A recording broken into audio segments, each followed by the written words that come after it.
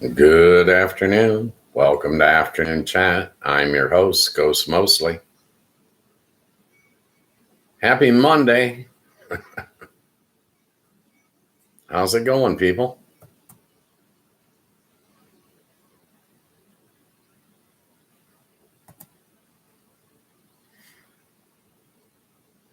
Are we staying out of trouble? The chat is up and running. Let me do a post or a poll.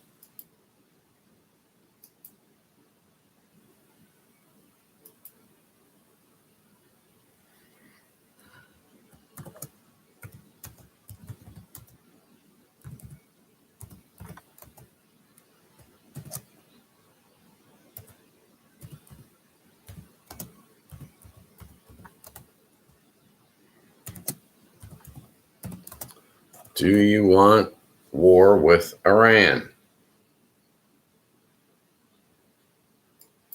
Start poll.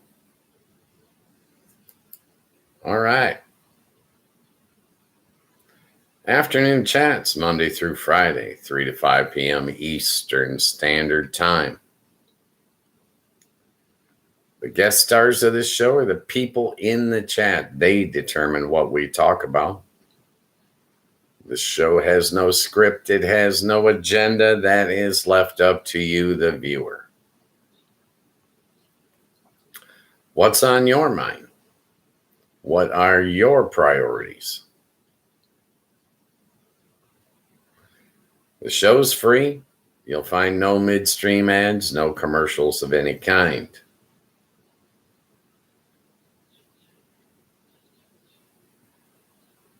That's the way I set it up. I'm not trying to make money off you. Hopefully, you're not trying to make money off of me. That's the way I feel about it. I'm not running for political office. I am not coming out with a line of merchandise. You and your wallet are safe here. One zone on TV for 2 hours a day, right?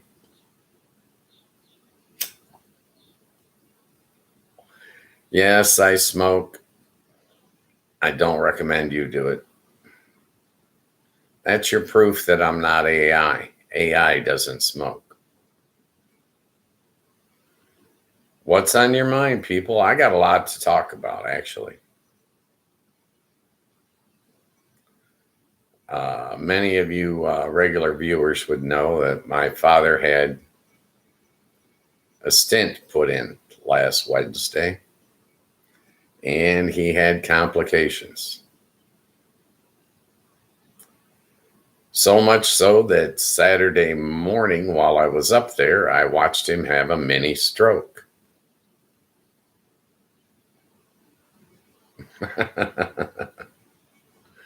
B, welcome back. And it's okay. You're a human being. Everyone makes mistakes. He's much better today, but Saturday morning, I did see him have a mini stroke. It scared the crap out of me.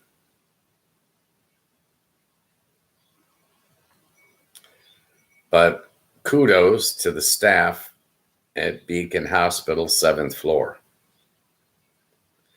These people, it looked like when his blood pressure came back at 190, it took, I'm saying, a minute and a half, and there were 8 people in that room, all of them doing a job. It looked like a Formula One pit stop crew.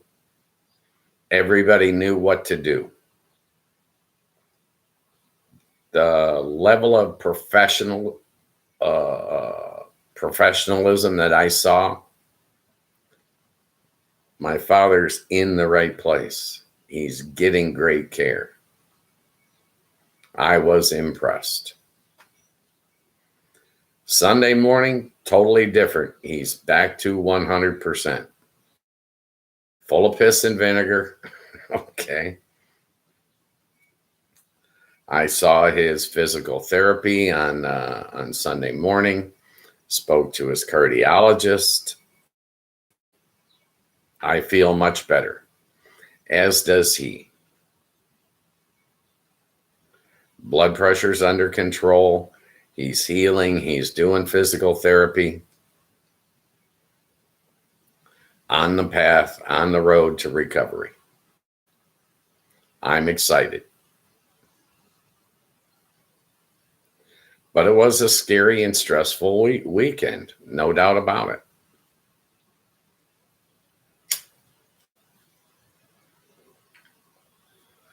B, welcome back. How goes it?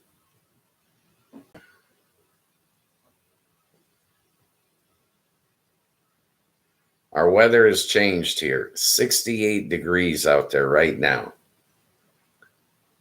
Within minutes of ending this live stream, I will be out there. Well, happy birthday, B.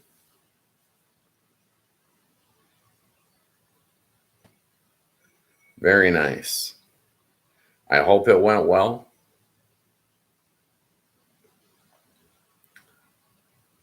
If not, we can chastise your husband and kids. we can berate them, but I'm sure it went well.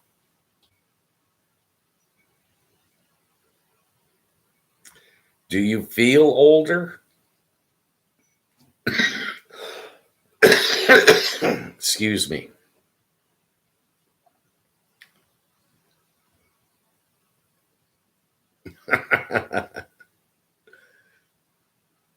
I understand. I know exactly what you mean. I only feel older when I move.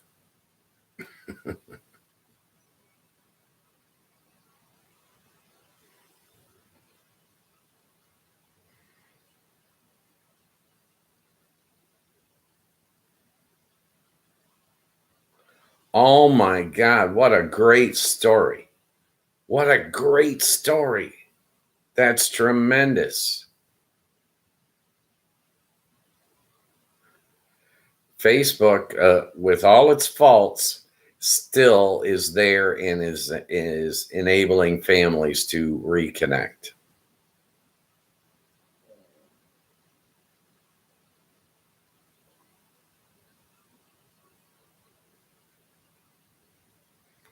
That's excellent. Hey, help him put that jigsaw puzzle together. He deserves a finished picture. My opinion. Anyone that was adopted, anyone that was through the foster program, they have a right to track down their roots, like it or not.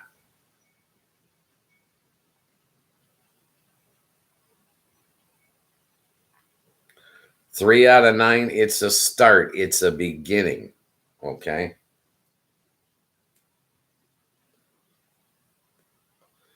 But that's fantastic that you were able to help him out.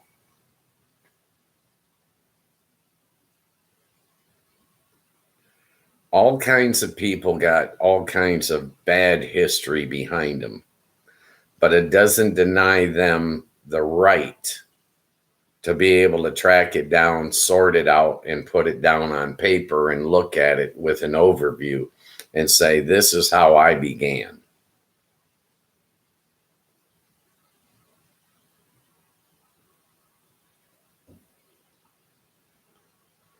I've had similar things go on in portions of my family.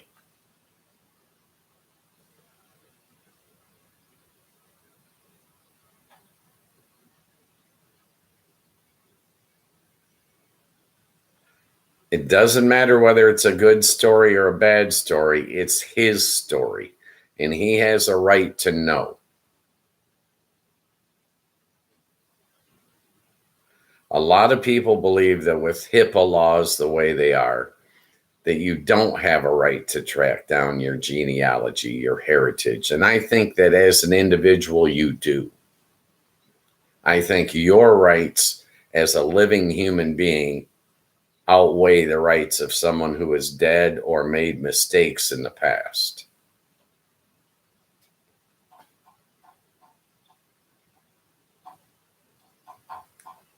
Even if he can't connect with all of the family right now, at least he's on the path.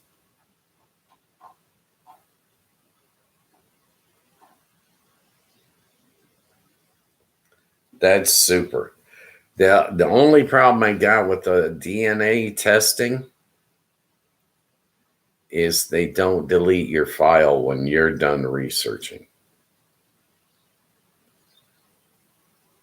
I believe that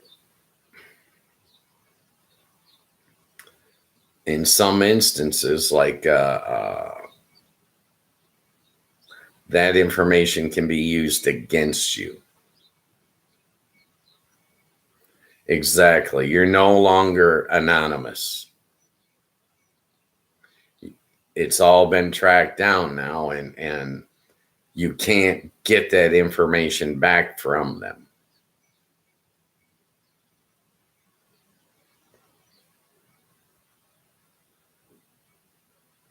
Yeah. I have not tested my DNA, but other family members have. And I've traced my genealogy all the way back to royalty in France in 1400s.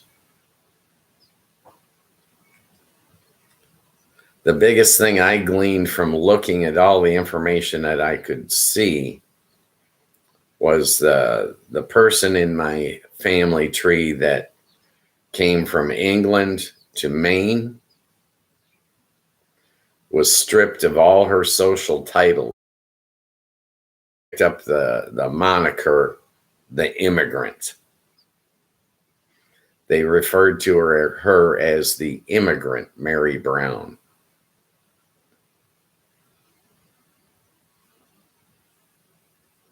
Whereas her parents were Vickers.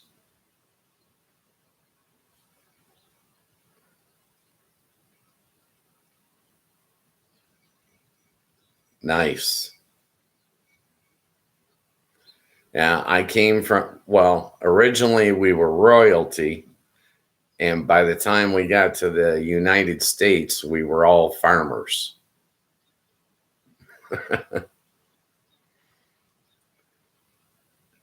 As they migrated to the United States, titles were lost or lowered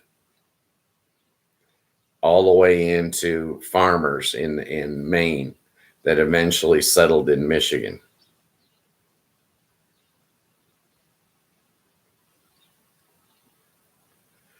I think it's very interesting, but I don't like being on the grid.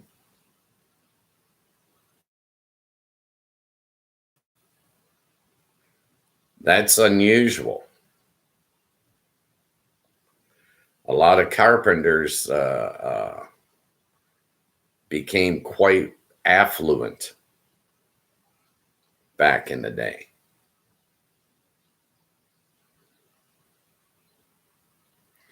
I don't think military folk were too rich, but some of the carpenters, skilled trades, separated themselves from just general labor at one point. Call it middle class, I guess.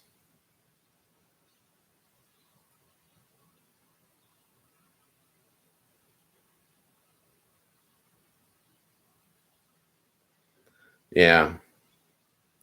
Well, a lot of laws hadn't been written yet. And when those laws did eventually get written, it made out what weren't criminals to be criminals, right?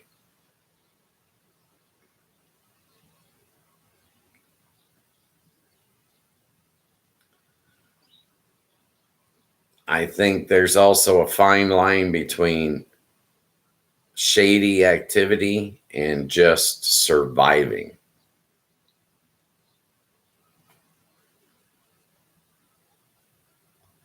You do what you have to do to survive, right?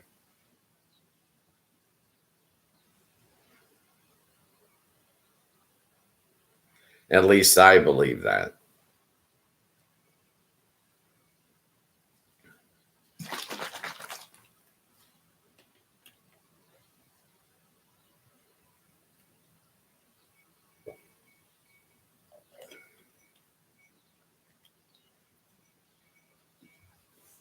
That's some of the things that my sons tell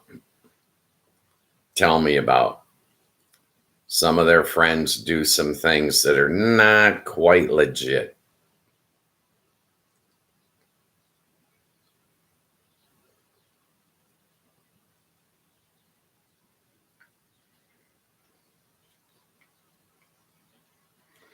But I think that you have a right to do what is necessary in order to survive.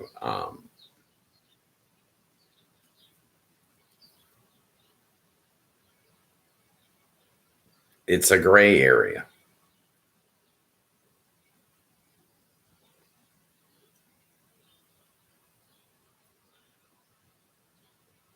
I remember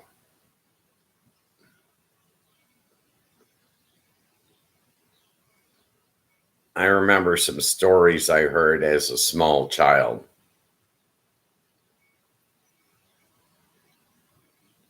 Like unwed mothers being ostracized by the society and having to move to a new town to get a fresh start.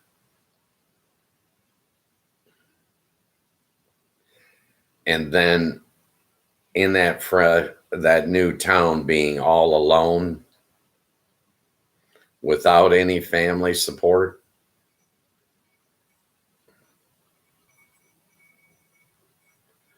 Our society used to mistreat some people.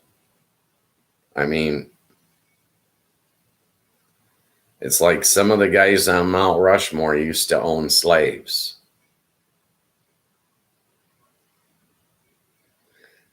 Just because you're bad at one point in your life doesn't make you bad for your entire life. Maybe they did something shady when they were young, but actually atoned for those sins, for those slippages later in life.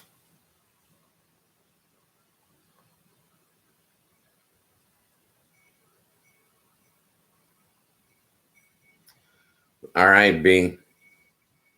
Good luck on your errand. I hope it's successful.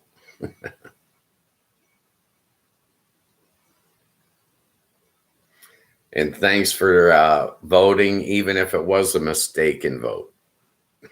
I appreciate the interaction.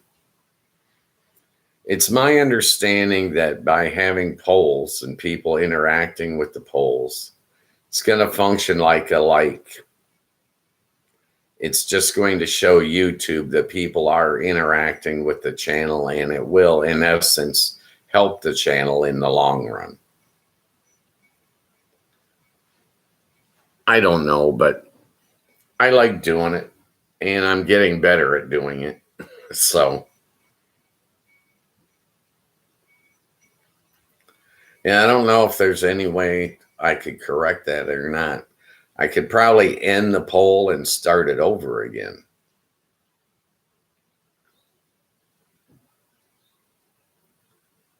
Let me see. Maybe I can do that for you, B. I know she's on a break, but let me see.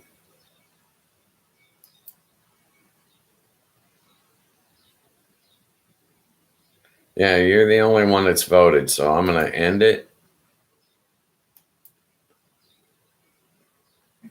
And then I'll start a new poll.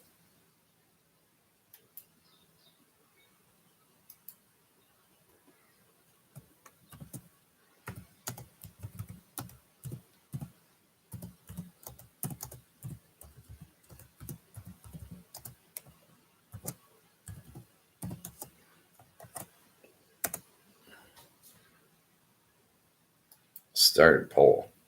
All right, this way B squared gets a fresh start. Okay.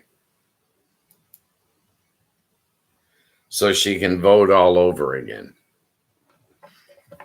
She'll come back and it'll be a nice surprise for her. It's a good thing. Anytime we can do a favor for somebody, she was unhappy with their vote, so we've essentially erased it and given her another shot, right?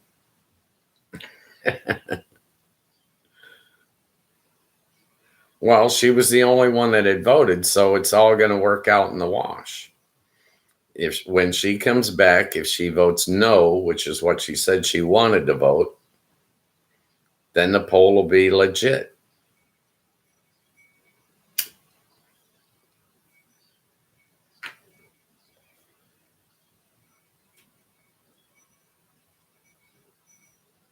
Works for me.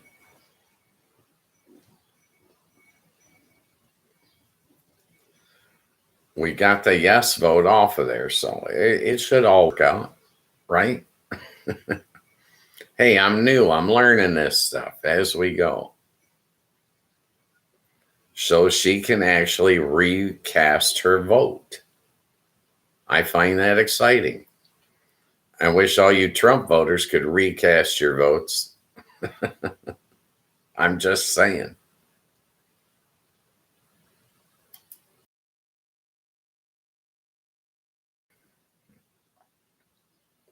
So, yeah, it's 68 degrees out there today. I'm in Southwest Michigan, and this should bring on spring. I should be able to go for a walk in the park after this show and maybe see buds breaking out on the trees. Spring right around the corner. Very exciting.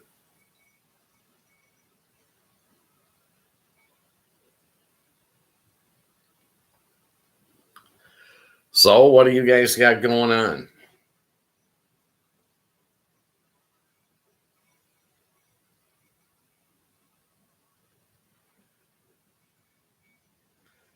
I called up to the hospital today to check on my father, and physical therapy had just arrived. I'm thinking he might get out later tonight or tomorrow, get released back home, and get to finish up his therapy at home.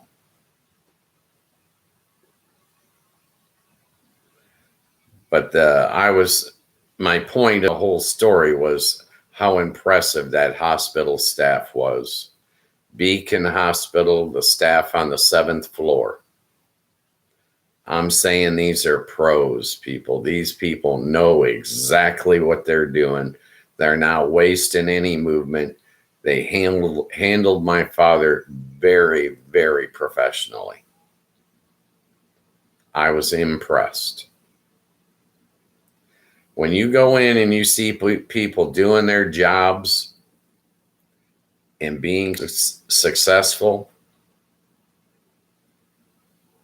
it makes you feel good. And that's what they did for me.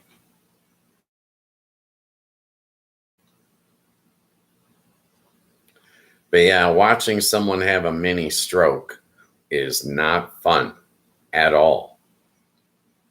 It's scary.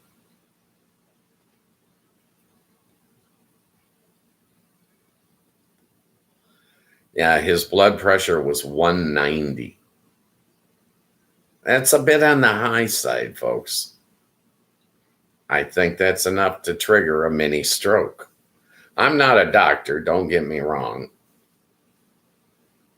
The only perspective I can give you is mine, and that's, from watching them deal with my father.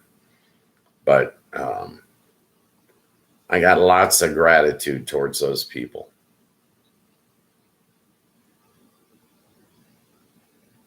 My father's nurse, a young lady named Danny, aces in my book. She came and checked his blood pressure. And then she checked his blood pressure again, and she started interacting with him, asking him questions, getting him to speak. And she turned to me and she said, "Something just ain't right." Smart girl. It impressed the hell out of me. And my father's doing great today, so.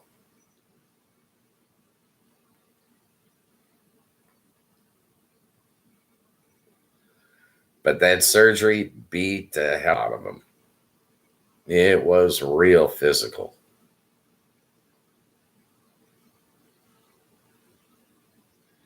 And when I left the hospital Sunday, I told my father that I was proud of him, the way he was fighting back.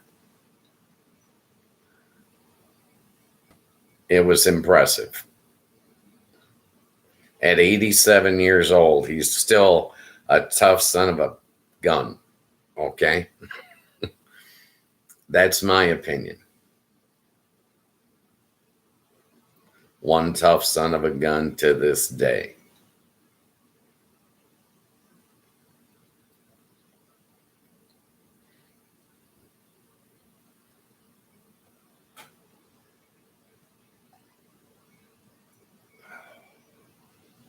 It should be a marvelous week. My father getting out of the hospital. I don't think he's going to be at breakfast tomorrow morning. Okay? Even if he gets out tonight, he's not going to be at breakfast tomorrow morning. But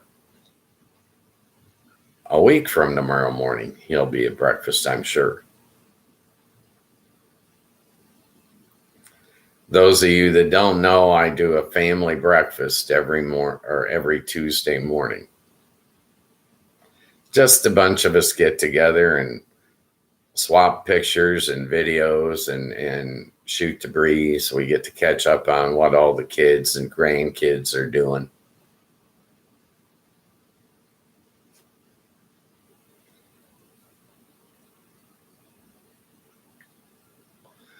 That kind of stuff warms my heart. Okay? It really does. I'm a very family oriented person, friends and family. And I consider my friends to be family.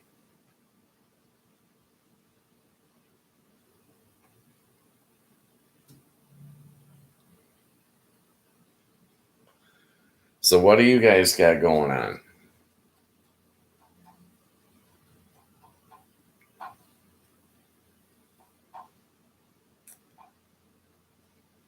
Yeah, I was busy with my father all weekend, so I did not get any work done on shorts or any.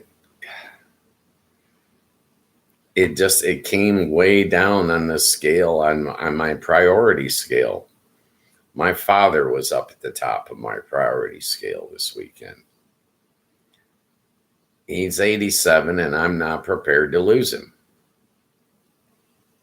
I don't got problems with saying that. That's one of the things I like most about my retirement is that I get time with my father that while we were both working, we never had.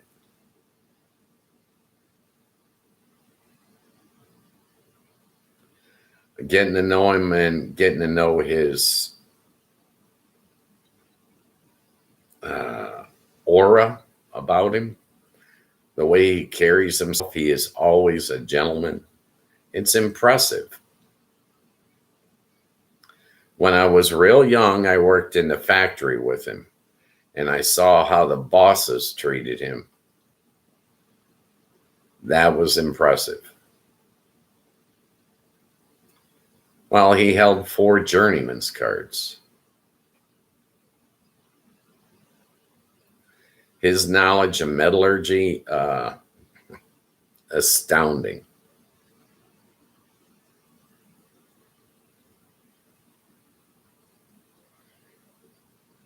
It's very impressive. But I enjoy my time with him, and it's one of the high points of my retirement.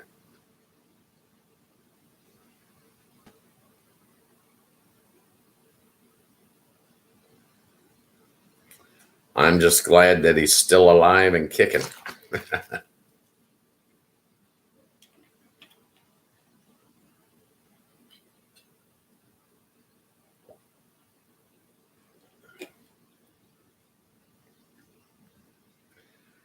It was impressive the way he fought back.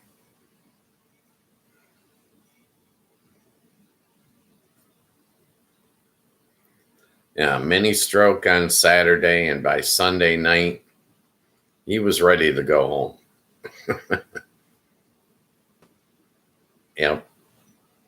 impressed me.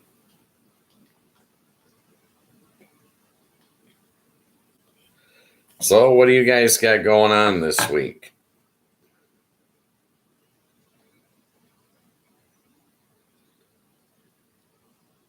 My plans are just to do the show this week. I'll grocery shop and have family breakfast tomorrow. But other than that, no real plans.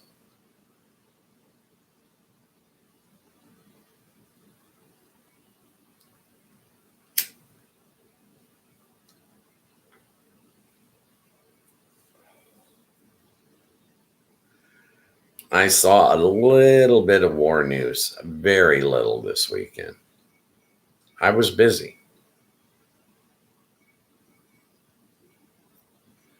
The little bit of war news I saw, it didn't look good. They're talking about putting in ground troops, and I have no idea what their reasoning is behind it. What are their goals? It does not make any sense. Landing ground troops will not open up the Strait of Hormuz. It will just simply give the Iranians more targets, more American targets.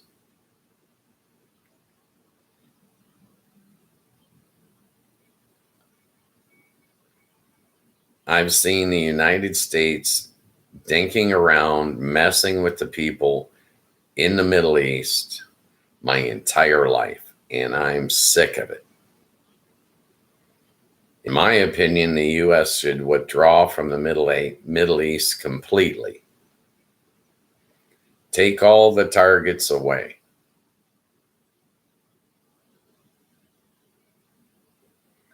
Take all the American troops away. Near as I can figure, they got 70,000 Americans down there.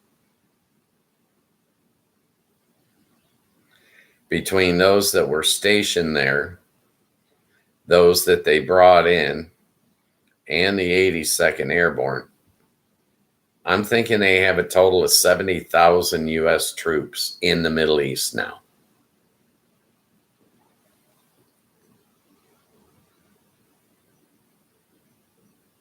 And not one of them is named Barron Trump.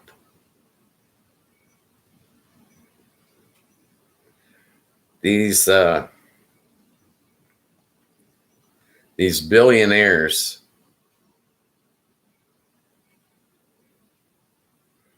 are in essence betting on the war with insider knowledge.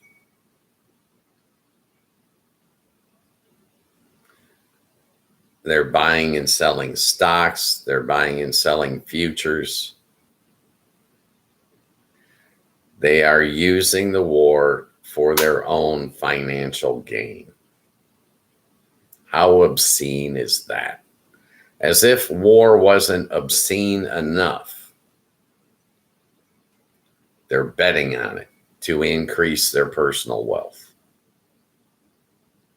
Criminal. The current administration in the United States is criminal. In my opinion. I mean, feel free to jump in the chat and voice yours.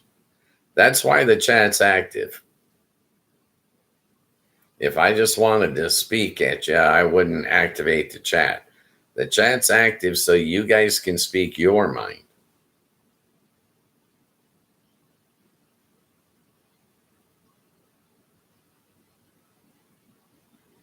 I don't. I don't speak my mind until I do. If you guys jump in the chat, your chat overrules whatever I'm talking about. I will pivot on a dime. You guys direct this show in what direction it goes to. This is not a political show. This show can talk about anything you guys want to talk about. Christmas cookie recipes. Okay. We have members that are going to culinary school. Well, I shouldn't call them members. I should call them subscribers. But they're attending culinary school. So sometimes we're talking about food. I'm still waiting for somebody to come up with a gluten-free bread that doesn't weigh in like a ton of bricks.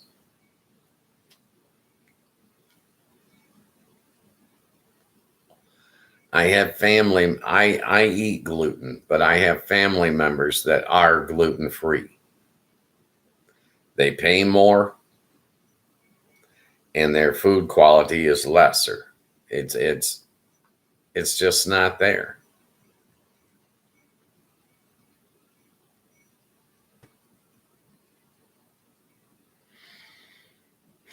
But I'm all about bread. I love bread. I eat bread.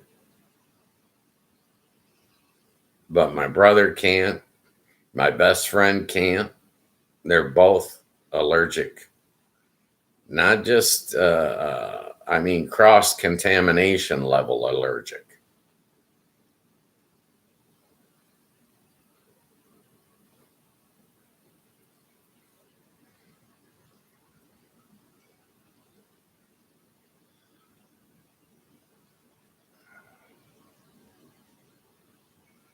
But yeah, I hauled trash earlier today. It's 68 degrees out there. It is gorgeous. Spring is coming.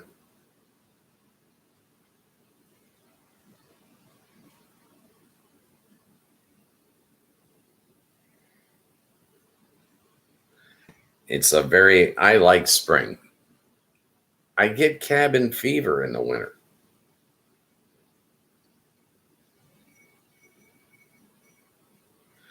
I take vitamin D3 so I don't get depressed, but I do still get cabin fever. I need sunlight. I need to be outdoors. I think there are a lot of humans that need it.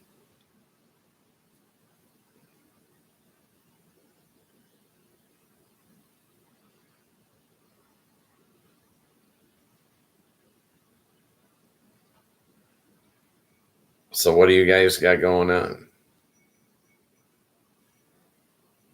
I did not really cook all weekend.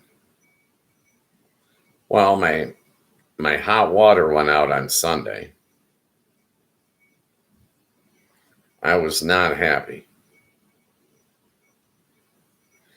Although it did give me a night off of doing dishes. Without hot water, I'm not going to do the dishes, so means I have a shit ton of dishes to do tonight.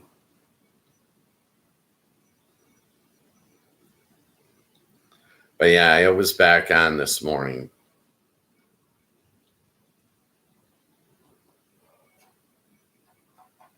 But my apartment complex threw me a loop. They actually sent me a text on Sunday and said my hot water needs weren't an emergency.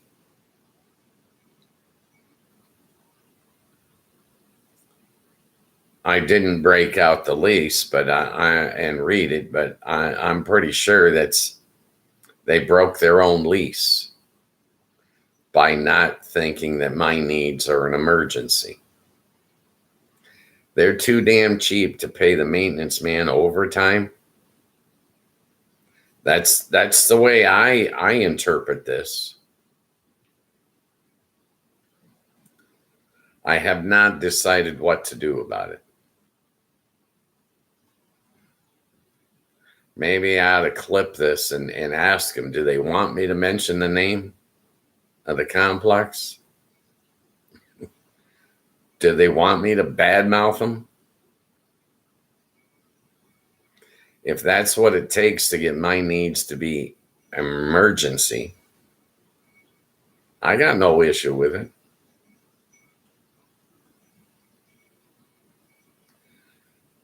tell you exactly what the problem is.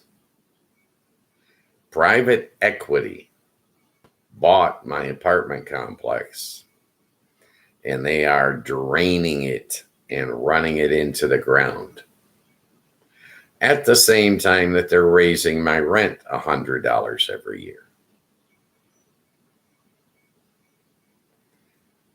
We could probably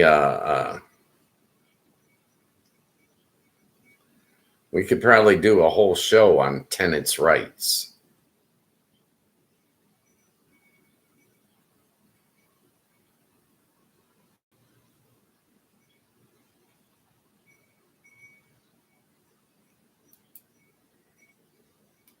I'm just spitballing here, but I'm saying we could probably do a whole show on that.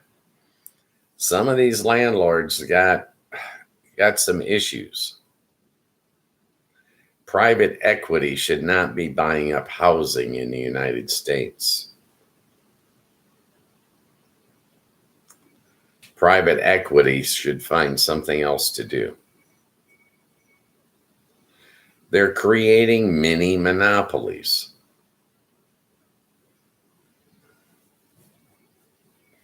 And jacking up the prices to increase profits. It seems more like profiteering than it does just doing business. Seems like they're taking advantage. Crumbelina took her cat to vet. Private equity has bought all the veterinary hospitals in the area and jacked up the prices.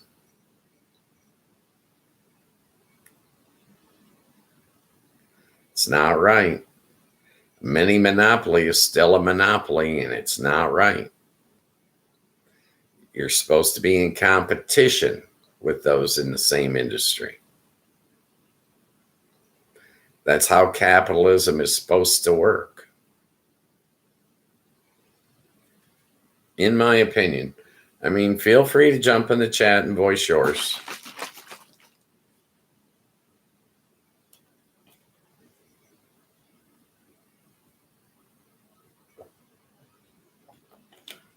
In my opinion, private equity companies should not be buying real estate. They should not be involved in housing in America.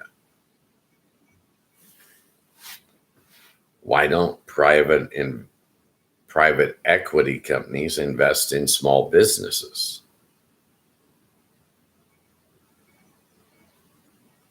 Would make more sense to me.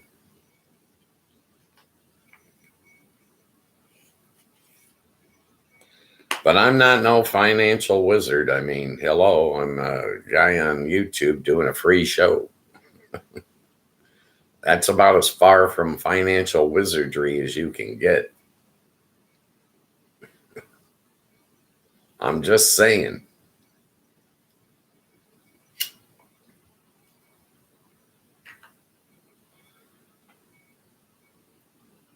I'm excited for B to come back and find that we changed the poll.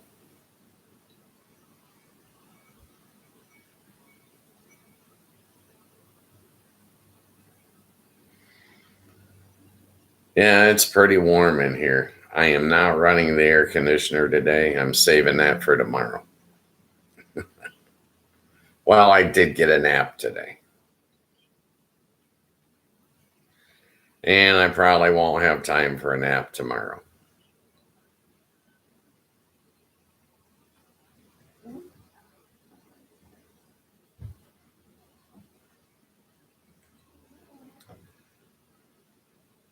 So I did watch a little bit of college basketball.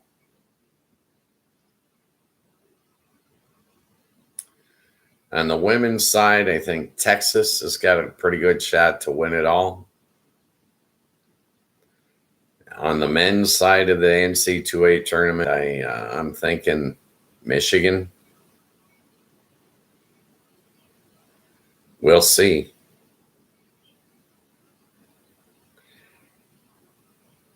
I was shocked that UConn beat Duke.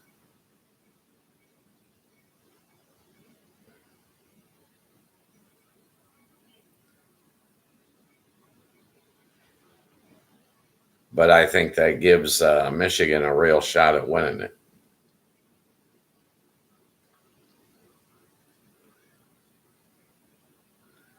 I think the women's is getting very entertaining. Women's college basketball NC2A tournament, I found quite entertaining.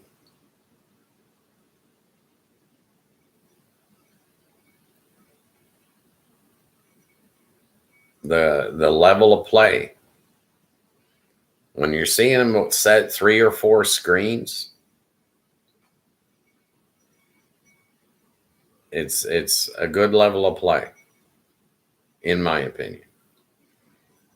I don't know that much about basketball. I know a little. I used to be a season ticket holder back in the day. UNLV, the Running Rebels.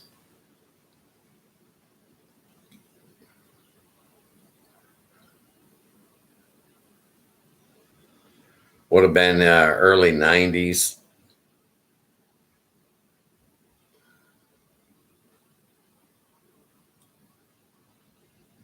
Jerry Tarkanian and Larry Johnson, Greg Anthony.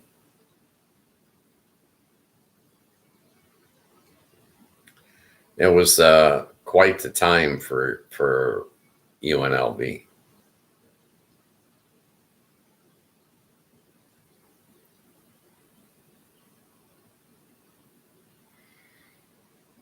So what do you guys got going on?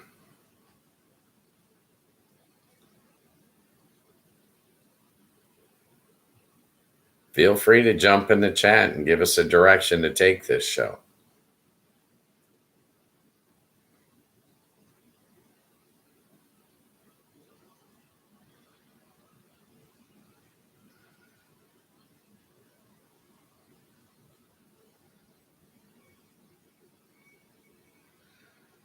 Yeah, well, it's getting dark much later, so I'll probably get a nice walk in later today.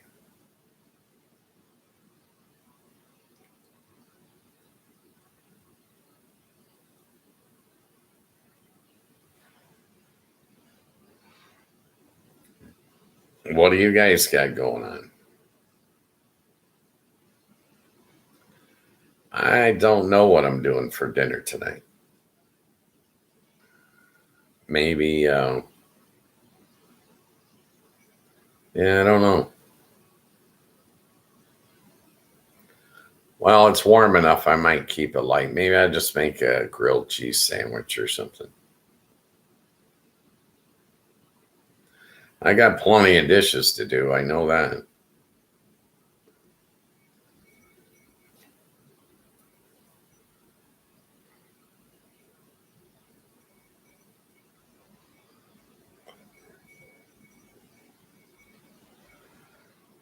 Yeah, maybe a grilled cheese. Well, it's pretty warm. I'm gonna, after the show, I'll open up the house and let some fresh air in here.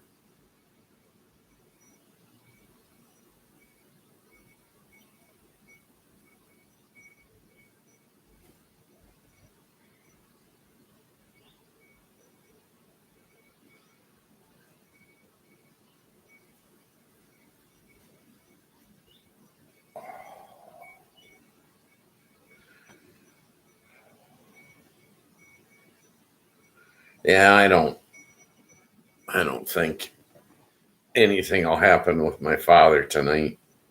I'll call up there. I spent Saturday and Sunday there. I can't stand hospitals.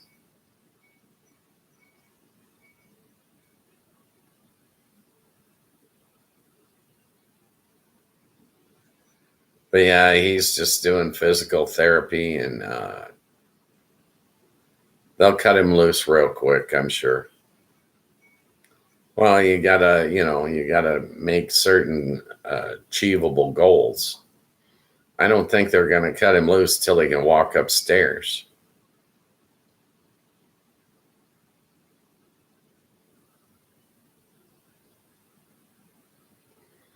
Oh, B's back, and she got a new poll vote. I changed that just for you, B. You were the only one that voted. As soon as you left, I canceled that and then redid it so you could vote all over again. I know you're a stickler for detail, and it would have bothered you for days if I didn't let you correct that. So I was thinking of you while you were gone, dear.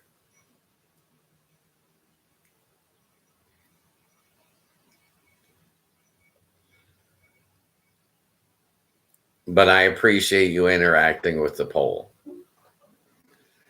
It's my understanding that the more people that like and interact with the show via polls or comments, that it all goes into the algorithm of YouTube and might get the show in front of more people. I did check the stats this morning before I fired up the thumbnail for the show, and 2,700 people. That's all have seen the show. Out of 2,700 people, I've gotten 58 subscribers. I don't know how else to get YouTube to put the show in front of more people. I'm supposed to be doing more shorts, but I didn't do them because my father was sick, and it just lowered that on the priorities. But he's getting better, so I'll get back on the stick, and I'll probably do some more shorts this week, and I'll probably put them out for the weekend. Probably put them out Friday.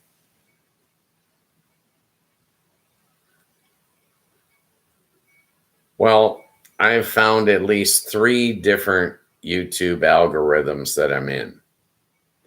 One for the live stream, one for the shorts, and one for shorter videos, like 5-minute videos.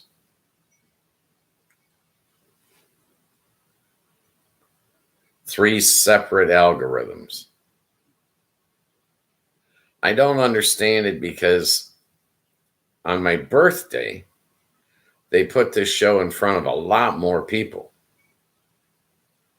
I had 115 viewers on my birthday, which is more than I've had in a week otherwise. But then the very next day, they stopped putting it out there. So I don't know. I'm trying to figure out the algorithm, but I'm also trying to be extra patient. My belief is that YouTube professionals are professionals, and eventually they'll get this show in front of the people that want to interact with it. But I don't know who they're putting it out there to. I know a guy in Turkey and a guy in Sweden both told me that they did a live chat search and my show popped up.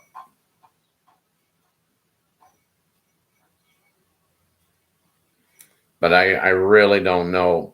I don't think the algorithm has caught on to what this show's about yet. Probably because we talk about a different topic every day. Sometimes several topics in one day.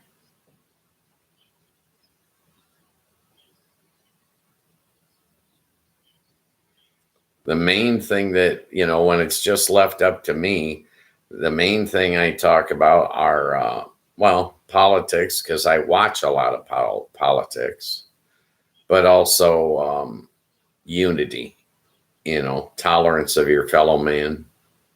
It's kind of my fallback.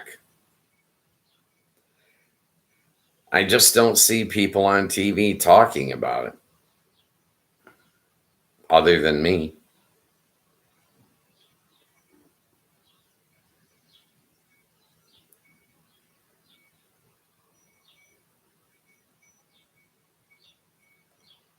Ooh, That's a big question, B. Oh, that's a big question. Um,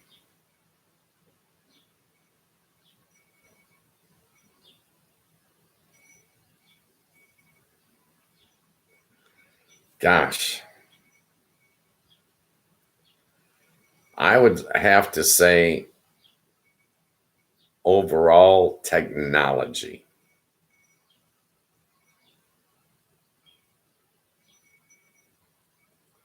I mean, when I was 12 years old and Woodstock hit, that made a change on society here in America, believe it or not.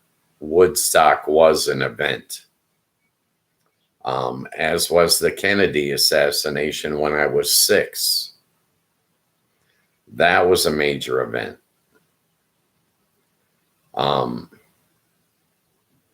but I'm just going to say technology and the invention of social media itself, that was a major change on society. And I'm not so sure that was a good one. What did your husband think? And follow that up with your own opinion, please. But to me, I'm just going to say the advancement of technology.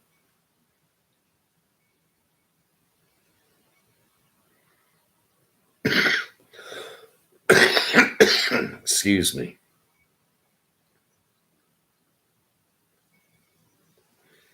The internet was huge.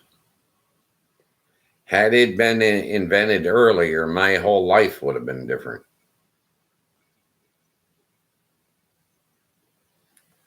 I basically left home at 13 and hitchhiked around the country for 5 years. The internet hadn't been invented, and if you wanted to see Florida, you had to go to Florida. If you wanted to see California, you had to go to California. So that's what I did. The internet comes up, and now I can punch up anywhere on the planet.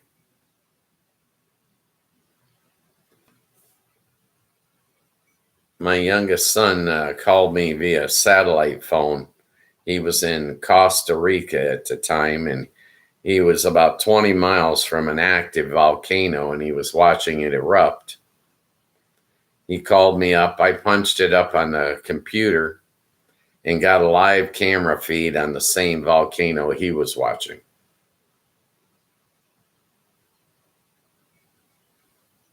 The internet and technology has brought us a long way. But some of the stuff that's going on social media isn't all good.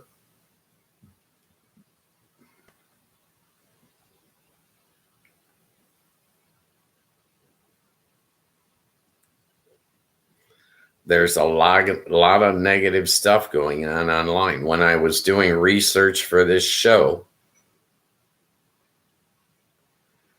I was told by every source that I could find that a lot of people were going to troll me. I was going to get death threats. I was going to have all kinds of issues.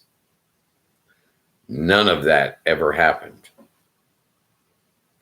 7 months into this show, not one person has said one bad word to me.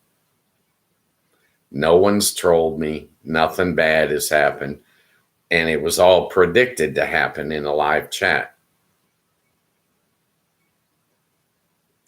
But there's a lot of negative stuff out there, body shaming, and the teens are getting harassed, basically, to the point where some of them are turning suicidal. That's not good. Some of the internet was great, but some of it is not so great.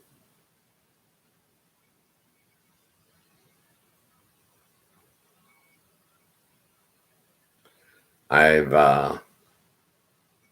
69. I've lived a long time, and I've seen a lot. The first major thing I saw as a child the Beatles.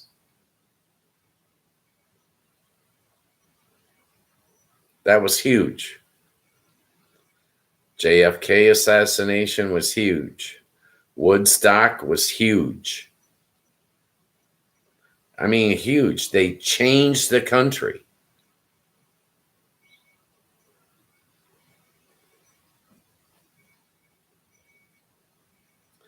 I wanted to go to Woodstock. I was not allowed to. I was only 12.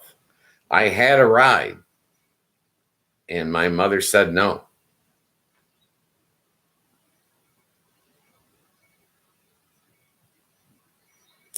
By the time I was 13, I said, I can't stand it anymore. I got to go see. I need to see for myself what these states look like. I hitchhiked to Florida. I went down there. I stayed a month. I hitchhiked to California. I stayed there a year.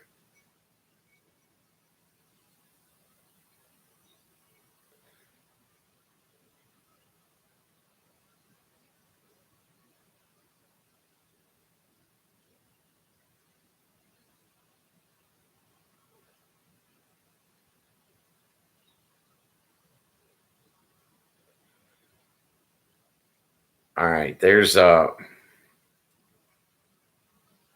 you're okay. You can talk about anything you want, B. You're in charge. All right. And I like you being in charge.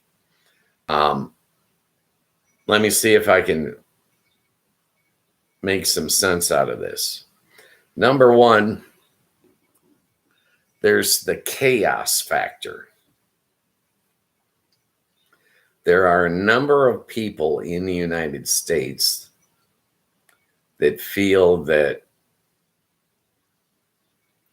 they want to see chaos in the U.S. government because it has been used against them and mistreated them.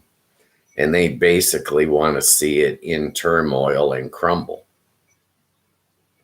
There are people that just simply want chaos.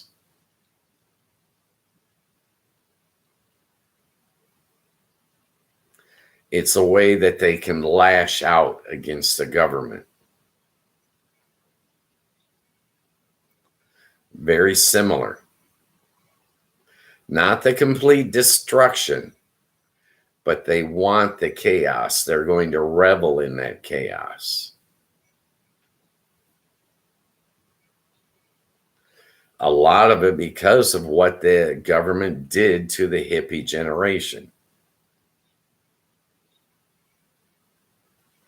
I don't know if you remember the 60s. You're probably not old enough. You were probably born in 82. But in the 60s, the Equal Rights Amendment, women can bring this country to its knees instantly. All right. They have ultimate power. Nobody believes me when I tell them this, but I'm telling you, if the women decide to shut this country down, we're all in trouble. They have the ultimate power. They don't utilize it, but they do have the ultimate power. It was the women that got the Civil Rights Act passed. They said, enough of your shit. They were tired. They watched the police lined up against the black men. And the police were the aggressors, just like ICE is doing now.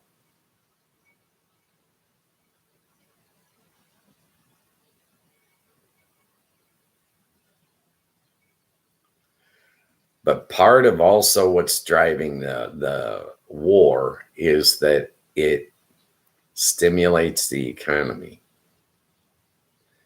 The military-industrial complex is getting lots of orders for missiles and lots of orders for planes. And they can guarantee their success and their profit for probably the next 15 years just because of this current war. That's the sick side of it. All right. It's personal gain. It's employment guarantees for people. They are greedy. No, it does not benefit the average American. It's against our benefit. But it does stimulate the economy to a certain extent. Boeing and Lockheed and these guys, they employ a lot of people, a lot of high-paying jobs. I call it the upper middle class. Here's the problem with the current war. The current war, they need drones. They don't need missiles. These little drones that Iran is sending out there, they cost $10,000, $20,000, $30,000 tops. And the missiles they're trying to shoot those drones down with are only hitting at about 30% hit rate. And when they do hit or miss, that missile still costs $1 million. So the Iranians are spending $30,000 on the drone, and the U.S. is spending $1 million on the missile, and 1 out of 3 missiles hits. 2 out of 3 miss. So we're in essence spending $3 million to blow up one $30,000 drone. And the military industrial complex is sitting around saying, wait a minute, we can't make billions in profit selling $30,000 drones.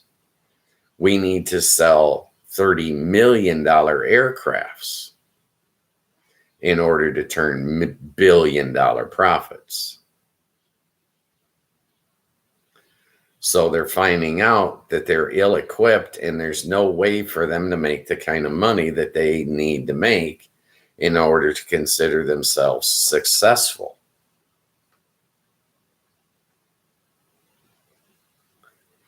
It's too small an item for them to make $1 billion profit on. Their $1 billion profits are from selling jet planes and long-range missiles.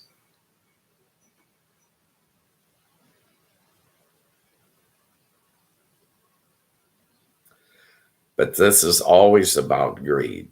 It always comes down to corporations in America trying to expand. They're trying to increase their global footprint. It's all for profit and all for greed.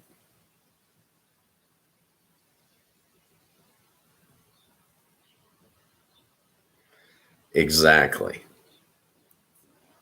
They're in it for a multitude of reasons. Number one, Israel. They do not want Iran to be a regional power that has to be dealt with. They want this to be a tribal state with no regional power.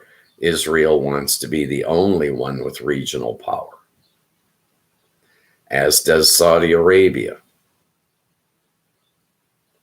They want to be large and in charge. They don't want to be a part of a competition. Okay? That's reason number one. The Russians are involved because they want to inflict chaos. They want this war with Iran to cost America money and lives. They want the chaos factor. And as soon as they can get the United States to nuke, this is my belief now, as soon as they can get the United States to fire a nuclear weapon at Iran, that will enable Israel to fire one at northern Lebanon. Israel wants beachfront property. They are looking to expand. At the same time, Russia will be the third one in line, and they'll say, if those guys can shoot nukes and get away with it, so can we. And then they will in turn nuke Ukraine. That's what I feel they're trying to start. I also believe that Russia and Israel both possess copies of Trump's sex tape with minors.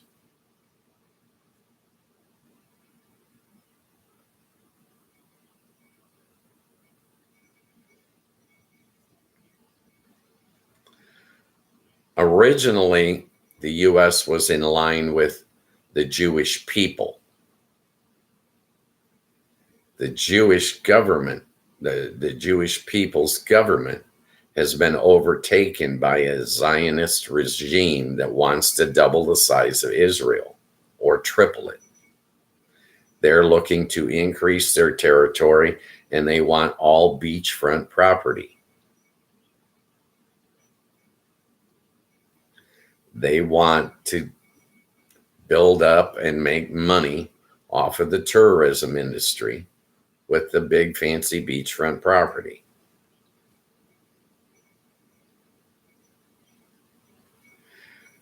We were originally collaborating with the Jewish people, but now we're not dealing with the Jewish people. We're dealing with the Israeli government. And the Israeli government is just as bad as our own.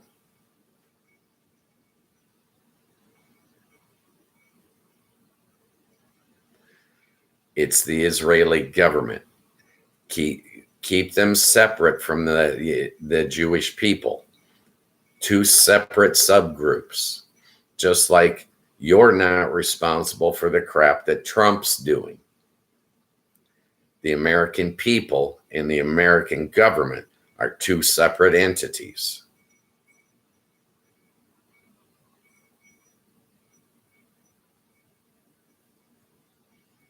No, I don't.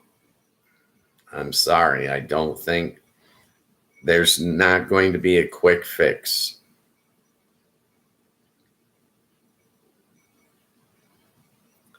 Exactly. Look at society as a giant rubber band. That giant rubber band is going to keep stretching, but it'll always bounce back and then stretch in another direction and bounce back. It's not going to move rapidly.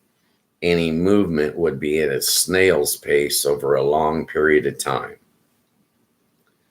What Donald Trump has done in conjunction with the Republican Party is going to take the United States probably 10 to 20 years to correct. It will not happen overnight.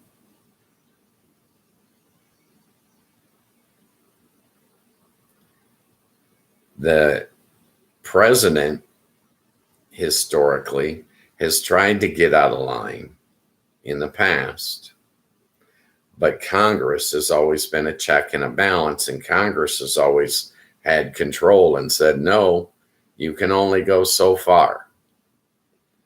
Now, Congress is complicit with the president. They are doing all of this stuff on purpose, by design. Congress is not putting a check and balance on the presidency. They're letting him run amok, and they're running amok alongside him.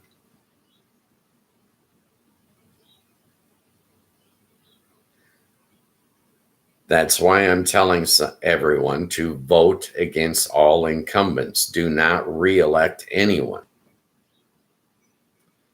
The Supreme Court of the United States is tainted. They are crooked. They have been bought and paid for.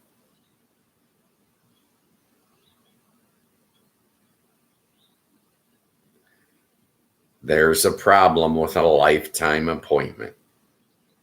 Now we see that problem, but it's going to probably take us a decade or more to correct that problem.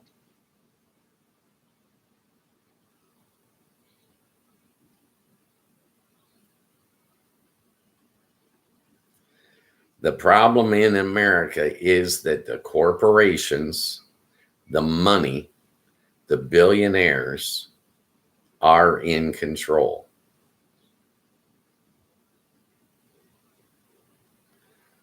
And if you go to my page, you'll find a playlist called Opinions and Explanations.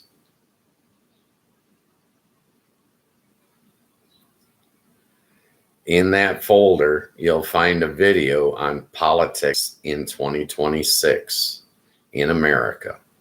And I explain how the billionaire class, the corporations, are all trying to run this country into the ground.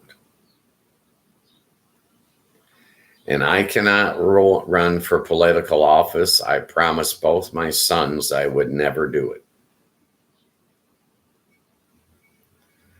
I wrote a political book in 2021, and my sons had it out with me, and they told me in no uncertain terms not to run for president.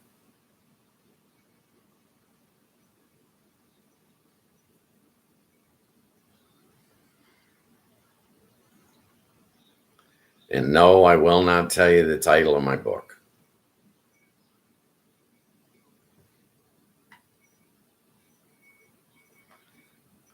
My favorite music artist changes all the time because I have a very wide and varied interest. I like all genres of music.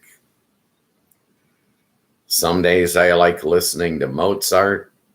Other days I can't get past P.D. Pablo. I have varied interests. Lately, I have been listening to Hugh Laurie play the blues. I enjoy the blues a lot. It's probably my favorite, if I had to name a favorite. Blues with jazz a close second. But I also enjoy good hip hop. I enjoy good rap.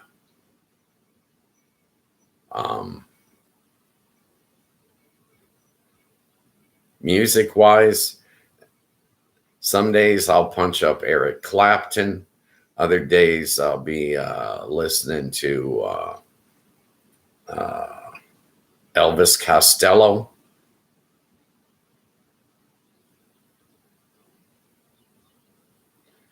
When I write music, when I write lyrics, I write it with several genres in mind. And I'll think to myself, well, that could work in country and western. That could work in hip hop, or that could work in a folk song, right?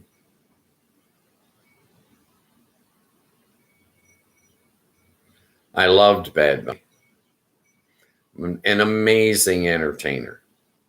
And I do listen to music from foreign countries. I do not have to speak the language to enjoy the music. I'm serious with that.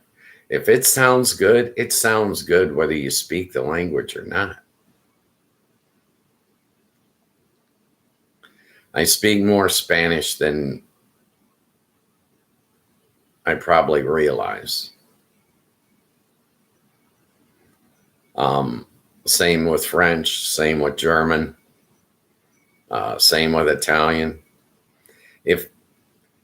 When I was dealing blackjack, I'd be on the table and I would have a group from France sitting there talking amongst each other in French.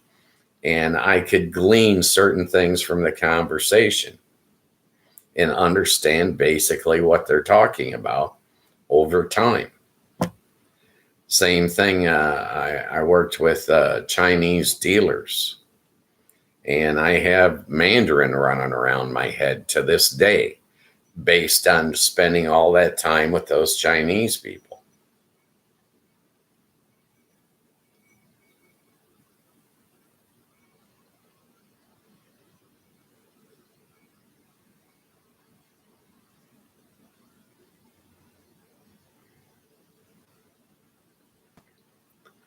Other cultures are fun. Wa putang kwa buhao. My Mandarin is not good.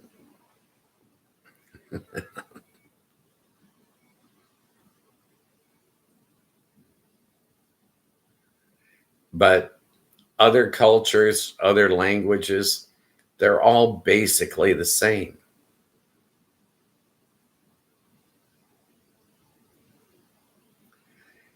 It's still people doing the exact same, communicating, laughing, cracking jokes, cutting up.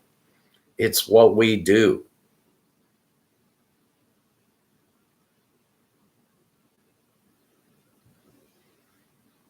I enjoy listening. What have I been listening to? I've been listening to I don't know the name of it. It's two guys in a van, and they do an open mic, and they go out like on a mall, park the van, put a little sign up, hook everything up, and people are walking by, and they come in and they get in the back of this van and they sing. And I enjoy the piss out of this. I'll subscribe to it the next time I see it, and then I'll come back with you, B, and I'll get you the name of it. But I was listening to some songs in French the other day that were just gorgeous. They just take you on a ride. I watch a lot of buskers.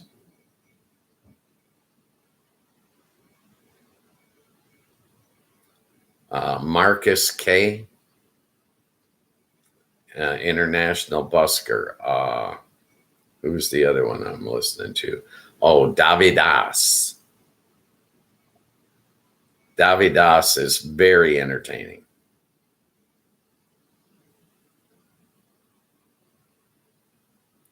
Exactly.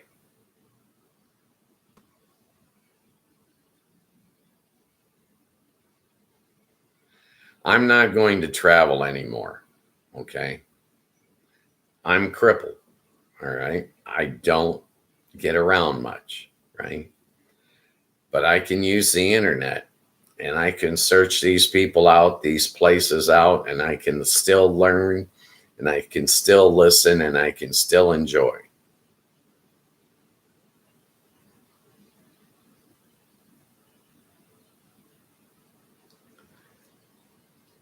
Marcus K and Davi Das are the two buskers that I listen to the most. But I'll stop and listen to any busker.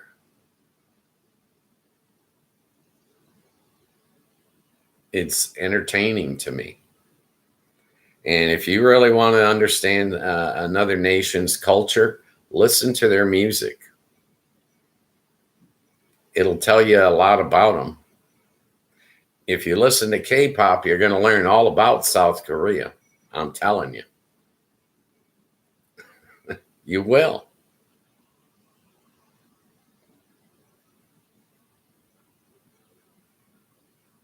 Chinese, look up Chingai Da.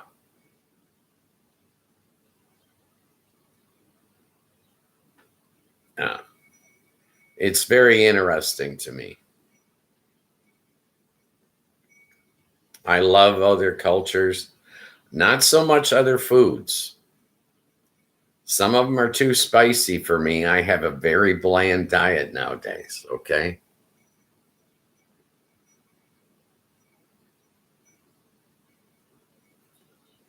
There's no such thing as too many dogs. I don't believe that. Dogs are a joy. They give you unconditional love 24/7. There's no such thing as too many dogs. I told you about them people 2 weeks ago that I met in the park, right? A young couple and a pup were walking through the park. I met the people. I talked to them for 10 minutes, shook their hands, and I petted the dog. 2 days later, I remember the dog's name. I don't remember the people's name, but the dog's name was Dixie. Okay. And she was marvelous.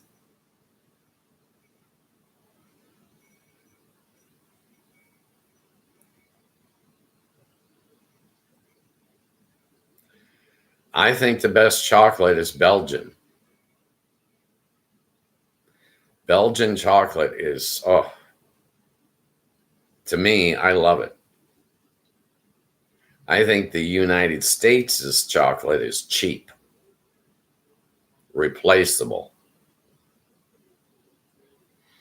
But I prefer dark chocolate over light chocolate.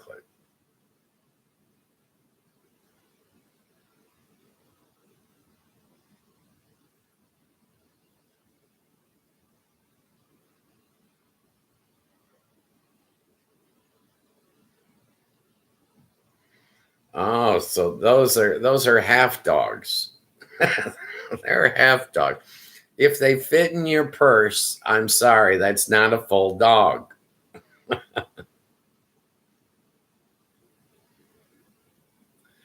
Dachshunds are amazing. My aunt, she's passed away now, but she used to breed dachshunds, and I used to go with her when she had her prize Charlie out for stud service. I would ride along with her so that she would have someone else there. She felt uncomfortable sometimes with a lone male owner.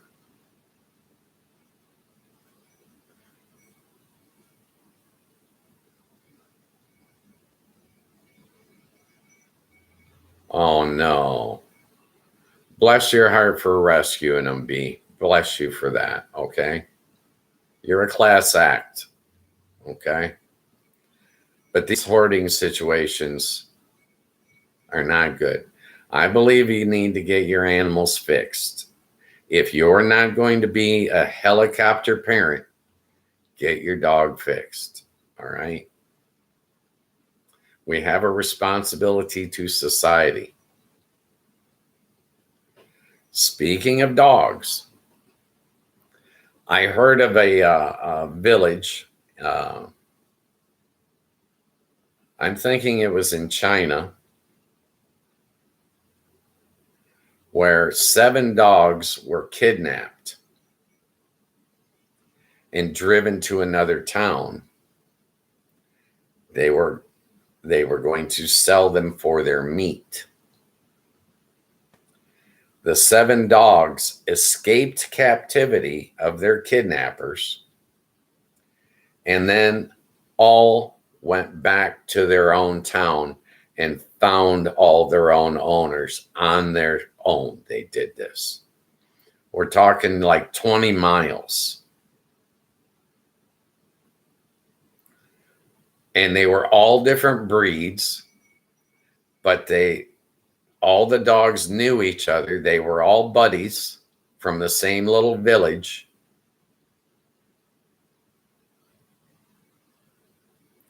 Exactly. Disney should pick that up. These dogs are so smart and they're so loyal. They went back home. They had video of these dogs walking single file. One of the dogs was wounded, and they kept that in the center. They protected the one of them that was hurt, and all went home together.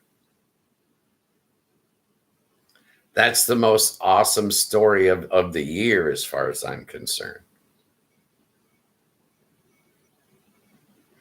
The dog that was hurt was a German Shepherd. and the smaller dogs were protecting the German Shepherd.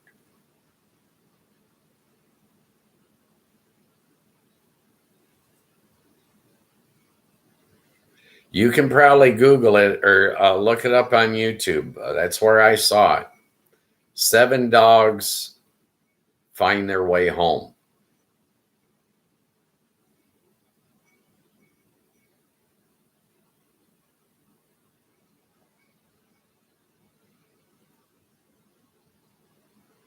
That would be awesome. Yeah, dogs have unconditional love 24/7. I've seen a lot of pets, I've had a lot of pets, and I'm telling you, nothing is quite as loyal as a dog. When I was growing up, my cousin had a collie. And yes, her name was Lassie. She was named after the TV show dog, but it wasn't the TV show dog. It was just a. So my cousin's got this little girl. She's 3, and he buys her one of these electric cars so she can tool around the yard. Whenever they let the girl out into the yard, they let the collie out into the yard, and the collie would grab a hold of the car and pull the girl back into the yard if she tried to leave the yard. All on its own.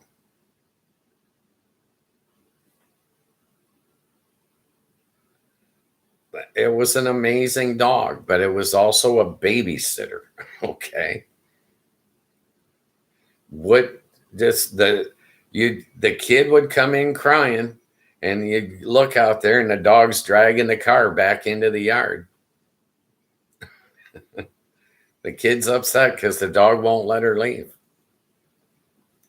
It was funny.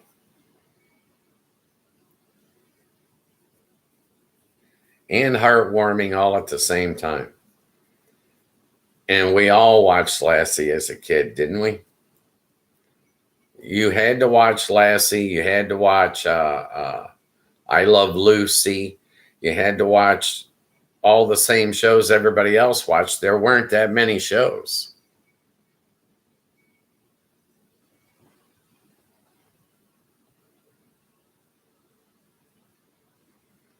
Yep. Border collies are good too. I used to have a border collie, and if there was a snake, he would kill it. Every time he saw one, he'd kill it.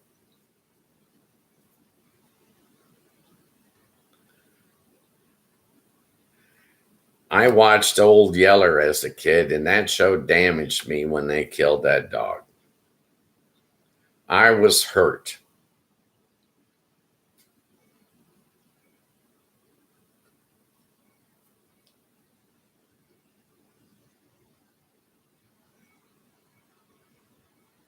Nice. Abe, what a great name for a dog. I was traumatized by Old Yeller. I really was.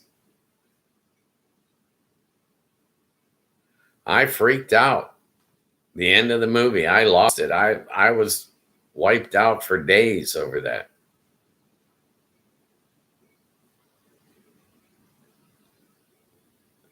Disney should have redone that so that the dog could live.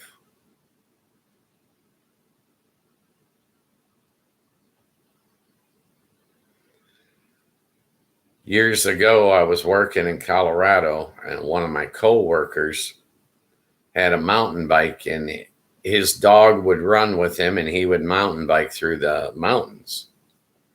The dog got bit by a rattlesnake and lived.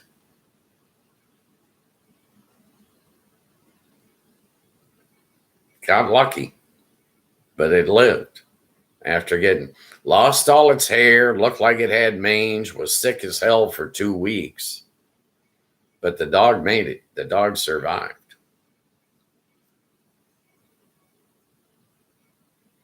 And he loved that dog. That dog went everywhere with him. Him on his dirt bike and the dog running along beside him.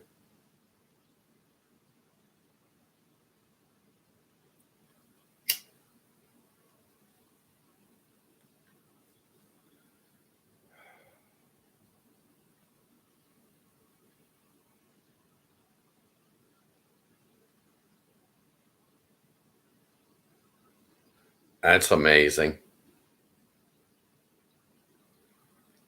On the snout, they don't have any meat there. That's not where you want them to get bit, believe me.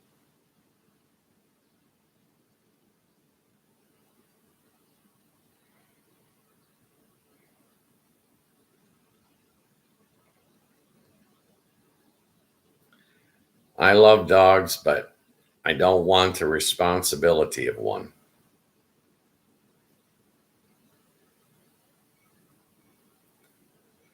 I look at it like a long-term commitment. Getting a dog, I would figure, is 16 to 20 years, a commitment. I'm not willing to make that commitment. Not anymore.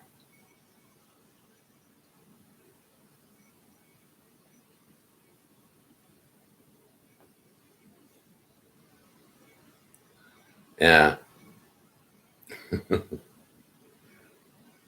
My brother has got lives rural. After I became crippled, I came and stayed with my brother for a period of time. While I was there, I was taking care of his barn cat. This barn cat lived outside, never came inside the house. But I took care of it. He had a small shed, not a name brand shed, but a small shed. They had used it as a chicken coop at one point. Well, I cleaned it up and I put a electric space heater out there, and I set that sucker 50 degrees for that cat to get through the winter.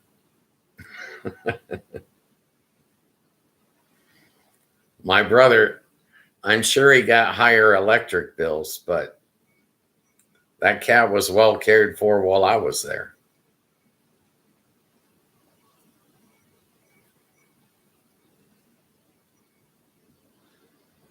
An electric space heater.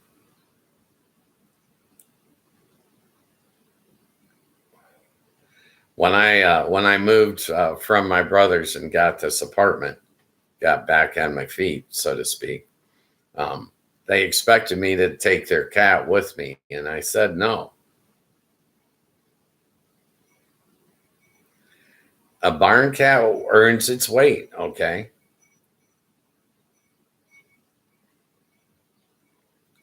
It's a working animal. But it was too rural a life out there for me. All right.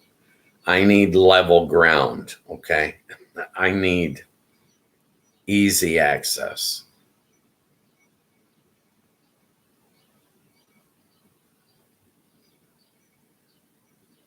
Yeah, you can't do it. They need their freedom. The barn cat he had when I first moved there actually moved. I swear to God. That cat, his name was Slim, and he disappeared for a week. He came back and he'd been fixed. I knew his rear end was shaved. Somebody took him in and got him fixed. And it was the dead of winter. And he hung out for about 2 more weeks, and then he disappeared and never came back. He moved in with one of the neighbors.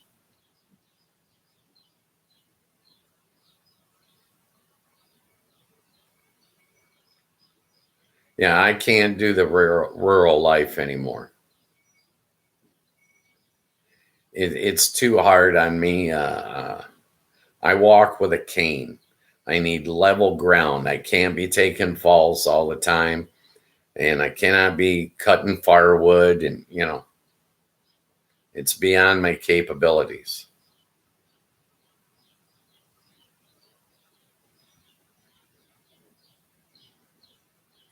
No, somebody adopted him. They had him fixed. They paid for him, but they adopted him. He was living in their house. It was about 6 houses down. I'd seen him over there in the yard.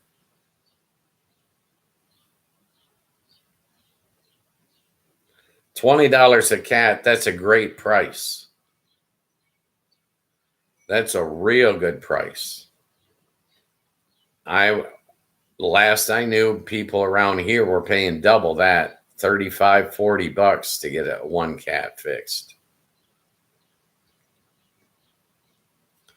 I don't believe in taking their claws, but I believe you got to get them fixed, male or female. It's a responsibility. As the human being, you have a responsibility.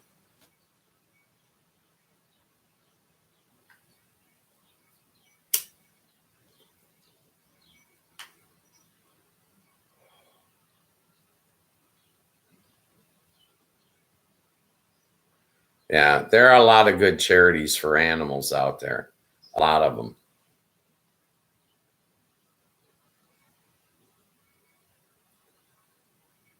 Unfortunately, human beings have issues, and not being able to care for their pets is one of them. That's nice.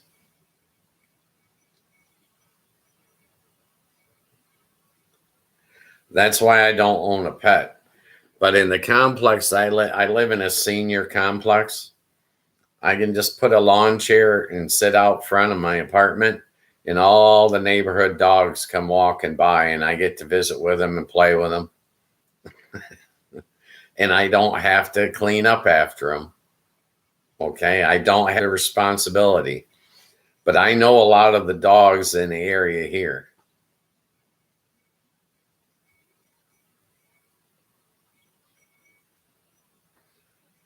People try to take on more than they can handle.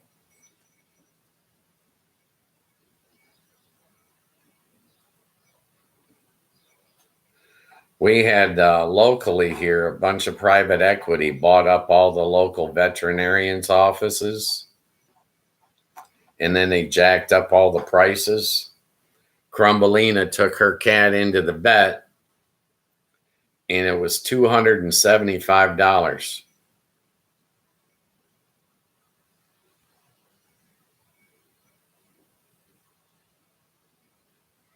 Yeah. Yay. I'm all right. Yes. Yes. I love that. Arrest that son of a bitch. That dog was dependent on him. If you do something to hurt a pet, you must be held accountable. I believe that. Being a pet owner, you have an inherent responsibility.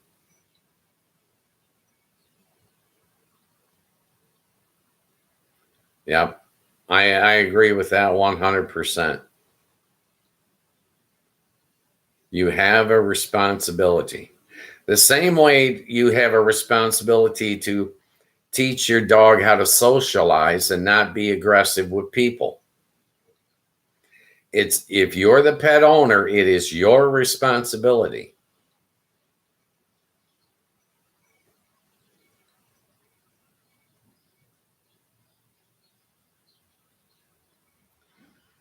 I don't own a pet because I don't want the responsibility. It's not that I don't want the love. I would love the love, but I don't want the responsibility. It's just like going and buying a boat. If you go and buy yourself a boat, kudos to you. But a boat is a responsibility, just like your car is. It has to be maintained. It has to be licensed. You're in essence making a commitment to go boating. It's like when you sign up for a softball league. 16 weeks, I'm going to be there. I'll be at practices. I'll be at games. It's a commitment. When you make a commitment, you got to follow through.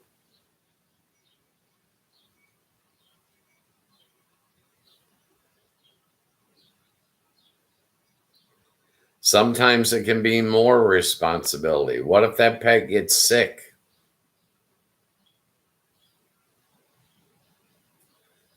Veterinary costs the way they are.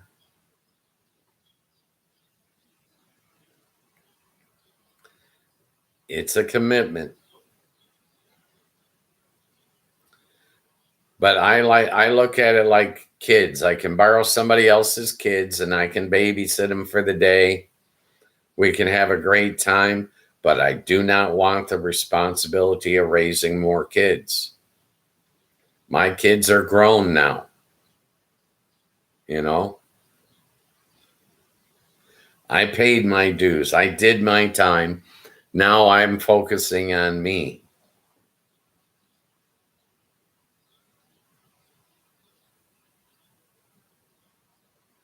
Yeah. All of the animals are expensive to maintain. And they don't tell you that. They say, "Oh, you can have this rescue for $50." $50 today. But if you total that up, you can look it up at the end of the year and you say, "Oh, $2,000 I spent on veterinary bills this year." That ain't no $50 dog.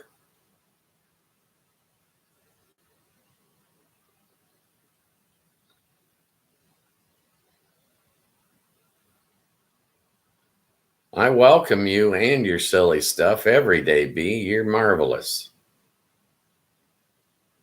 You're always welcome on this show. Oh, you're telling me that the show's about to end. Thank you. Wake me up. How long was I out? Okay. All right. Let me end the poll. I have to do that. All right. The repaired poll. We come out with 2 votes. No, we winning 100%. Thank you, people. I agree with you 100%. No, United States does not want a war with Iran. We're going to end that poll, and let me give you guys some love. I appreciate WBC. Welcome back. How's Sweden doing today?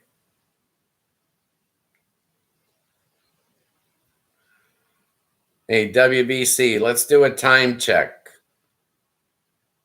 I've got 4:48 p.m. here. I'm guessing you're going to be what, 10:48 p.m., something like that. It's definitely nighttime there, right? Yes, I got it right. When I started this show, I named it Afternoon Chat, and I wanted all 3 time zones for the United States to be in the afternoon. That's the way I set it up. But since I got the international audience, I've realized there are a lot more time zones on the planet. Our viewers from Indonesia are actually on the next day already. The people that watch this show in Indonesia, it's already Tuesday. Okay.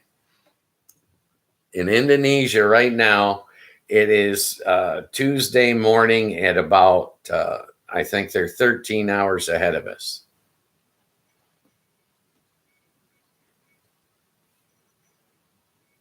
But yeah, I appreciate everybody that watches this show worldwide. I'm glad you jumped in today. WBC from Sweden, 18-year-old championship boxer. Got to respect boxing. I had a long weekend. My father was very, very ill. Saturday, I watched him have a mini stroke. It was one of the scariest things I've ever seen in my lifetime. But he's all better now. The staff at the hospital came in. They did a great job. And he's wanting to get out of the hospital already. He's on the road to recovery. Boxing's big worldwide.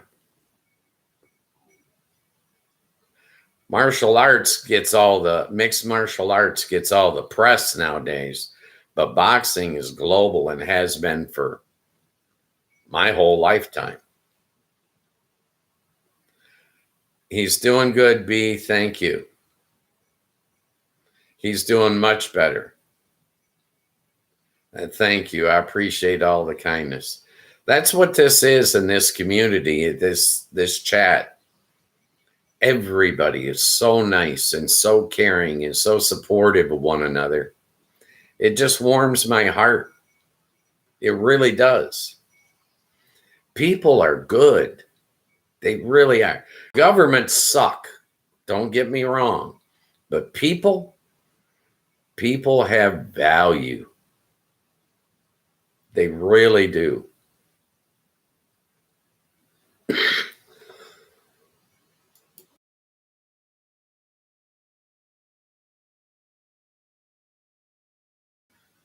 I appreciate all you guys. Let me throw some more hearts at you. I love you guys. I love this chat. I love this channel.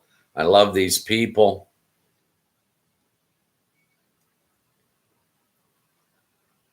We're creating a great community here, folks. A great, awesome community. And it just warms my heart. Afternoon chat, Monday through Fridays, 3 to 5 p.m. Eastern Standard Time. A free show. The show has no script. It has no agenda. That is determined by the people in the chat. We can talk about anything you want to talk about, provided we stay within the community guidelines established by YouTube. The people in this chat room are so nice, are so friendly. I have never, ever had to kick anyone out. I have kicked out 3 bots in 7 months. 1 from Coke, 1 from Pepsi, and 1 from some church.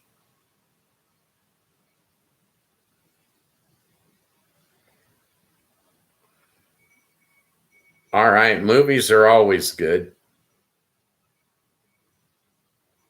I've been re-watching the Transformers movies myself. I like the whole concept of cars coming to life. I know, it's stupid, right? It's sci-fi, right? But I like the whole concept. It's okay to be silly once in a while, don't you think, WBC?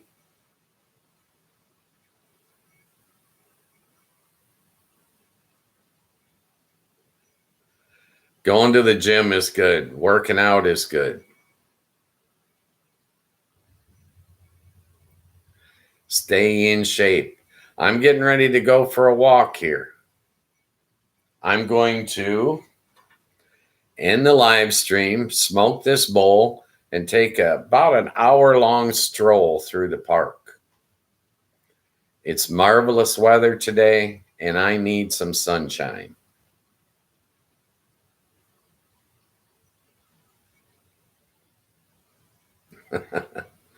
Thank you, B. Thank you, WBC. I appreciate you guys. Okay? Like and subscribe if you can. If you can't, don't sweat it. I don't. Afternoon chat will be back on tomorrow at 3 Eastern. This show has no script, no agenda. You determine that. What do you want tomorrow's show to be about? Come in and let's talk about it. Thank you, WBC. You are a champ in my eyes. Okay. I want to thank everybody. Liking and subscribing will help this channel somehow, some way. I looked at my stats this morning, and it was, I think, 2,700 people have seen this show. Out of that 2,700, we have 58 subscribers. Viewership is, I think, 440 hours now. We're climbing. We're going to get to where we need to be eventually. Be patient with the show. It'll happen. We're building it all full of good people. I look at this chat. It's so heartwarming to me. It's like we're creating a brand new family. I like it.